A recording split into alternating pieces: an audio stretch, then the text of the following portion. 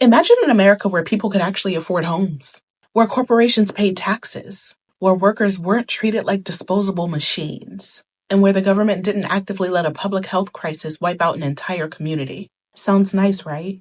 Well, too bad, because in 1980, America elected a man whose biggest achievement before politics was getting second billing to a chimpanzee in a movie. Yes, people, let's talk about what would have happened if Ronald Reagan had never been president. Because this country, still recovering from his mess. Before Reagan, there was actually a time when rich people paid taxes. Wild concept, right? In the 1950s, the top tax rate for the ultra-wealthy was 91%. By the time Reagan was done, 28%. And where did all of that money go? Did it trickle down to the middle class? Nope. Did it create more jobs and higher wages? Please. Did it fuel stock buybacks, CEO bonuses, and the rise of modern oligarchs?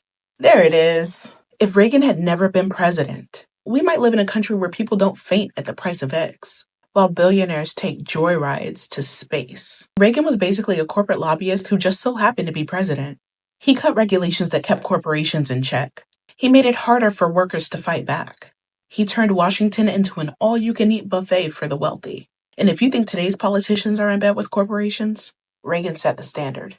He let Wall Street run wild. He gutted labor protections. And he helped create an economy where debt is the only way working people survive. If he'd never been president, America might actually function like a country instead of some corporate Ponzi scheme. Now let's get to it. Reagan's war on drugs wasn't just a disaster, it was a setup. While Nancy Reagan was out here shrieking, "Just say no," her husband's administration was turning a blind eye to CIA-backed drug trafficking, specifically flooding Black neighborhoods with crack while handing out life sentences for possession. Because why invest in Black communities when you can just arrest them instead?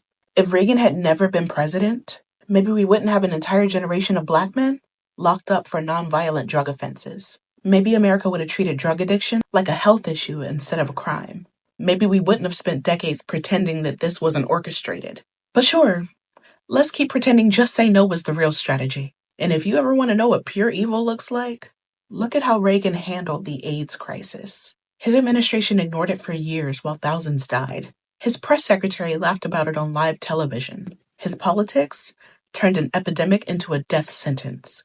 If Reagan had never been president, maybe thousands of LGBTQ plus people wouldn't have been erased by neglect. Maybe public health wouldn't be treated as a political inconvenience. Maybe America would have learned how to respond to a pandemic properly before, COVID. But nope, Reagan let it happen.